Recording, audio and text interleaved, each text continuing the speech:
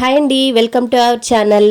ఇవాల్టి వీడియోలో ఇమ్యూనిటీని బాగా పెంచి మంచి పోషకాలు ఉండేటువంటి ఉసిరికాయలతోటి మంచి పప్పన్నం చేసుకుందాం.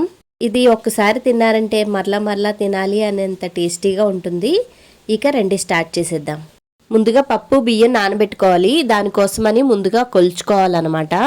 ఒక గ్లాస్ చేసుకోవాలనుకుంటే దానిలో 3/4 గ్లాసు రైస్, 1/4 గ్లాసు పప్పు వేసుకోవాలి.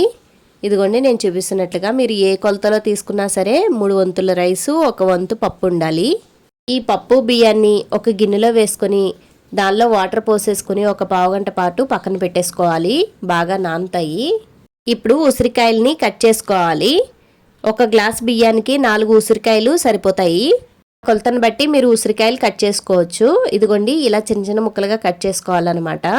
ఈ ఉసిరికాయలతోటి చాలా రకాల వంటలు చేసుకోవచ్చు. అందులో ఇది ఒకటి అనమాట. ఇప్పుడు ఒక మిక్సీ జార్ తీసుకుని దానిలో 1 స్పూన్ ధనియాలు, అలాగే 1/2 స్పూను జీలకర్ర, 1/2 స్పూను మిరియాలు, 8 నుంచి 10 వరకు వెల్లుల్లి రబ్బలు, అలాగే మనం కట్ చేసి పెట్టుకున్న ఉసిరికాయ ముక్కలు వేసుకోవాలి. ఉసిరికాయల్లో ఉన్న వగరుని బ్యాలెన్స్ చేయడానికి 2 పెద్ద టమాటాలని కట్ చేసుకుని వేసుకోవాలి.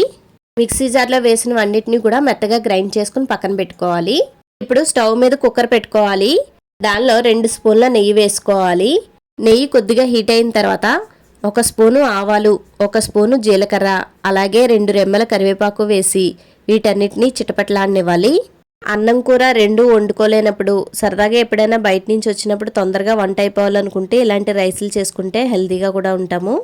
పోపు బాగా వేగింది. ఇప్పుడు మనం ముందుగా చేసి పెట్టుకున్న పేస్ట్ని ఆ పోపులో వేసేసుకుని పచ్చివాసన పోయేంత వరకు వేయించుకోవాలి. శీతాకాలంలో మనకి ఇమ్యూనిటీ పవర్ అనేది బాగా తగ్గిపోయి సీజనల్ ఇన్ఫెక్షన్స్ బాగా వస్తాయి. అలాంటి టైంలో మనం ఈ ఉసిరికాయతో ఉండేటటువంటి వంటలు తీసుకుంటే గనక ఆరోగ్యంగా ఉండొచ్చు. మనం వేసిన పేస్ట్ కూడా చక్కగా పచ్చివాసన అంతా పోయింది. ఇప్పుడు 1 గ్లాసు బియ్యానికి 2 గ్లాసులు వాటర్ పోసుకుంటున్నాను. మీకు కావాలనుకుంటే ఇంకో గ్లాసు వాటర్ కూడా పోసుకొని దీన్ని కొంచెం మెత్తగా కూడా చేసుకోవచ్చు. నేనైతే కొంచెం పొడి పొడిలాడేలాగా చేసుకున్నాను. ఇప్పుడు ఆ వాటర్లో కొద్దిగా పసుపు, అలాగే కొంచెం ఇంగువ, రుచికి సరిపడా ఉప్పు వేసి వాటర్ని బాగా మరగనివ్వాలి. వాటర్ బాగా మరిగిన తర్వాత మనం కడిగి పెట్టుకున్న పప్పు బియ్యాన్ని వేసేసుకొని వాటితో పాటు 3 ఉసిరికాయలను కూడా వేసుకొని కొంచెం సేపు మగ్గనివ్వాలి. బియ్యంలోని వాటరు కొద్దిగా దగ్గర పడేంత వరకు ఇలా కలుపుకుంటూ ఉండాలి. బియ్యంలోని వాటరు ఒక 5 నిమిషాలకి బాగా దగ్గర పడింది. ఇప్పుడు ఒకసారి కలిపేసుకొని కుక్కర్ మూత పెట్టుకుని 3 విజిల్స్ రానివ్వాలి. 3 విజిల్స్ వచ్చిన తర్వాత మూత తీసి చూసుకుంటే చాలా టేస్టీగా యమ్మీగా రెడీ అయిపోయిందండి.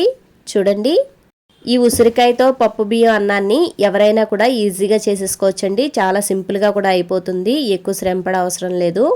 ఇదిగోండి ఒకసారి కలిపేసుకొని ప్లేట్లో సర్వ్ చేసేసుకోవడమే. ఫైనల్గా ఉసిరికాయతోటి పప్పు బియ్యం అన్నం రెడీ అయిపోయింది. ఈ వీడియో కనుక నచ్చినట్లయితే లైక్ చేయడం అస్సలు మర్చిపోద్దండి. ఇలాంటి సింపుల్ అండ్ ఈజియెస్ట్ వీడియోస్ కోసం మన ఛానల్ని సబ్స్క్రైబ్ చేసుకోండి. పక్కనున్న బెల్ ఐకాన్ నొక్కండి. వీటిలో కాంబినేషన్గా వడియాలు పక్కన పెట్టుకుని తింటే చాలా సూపర్గా ఉందండి.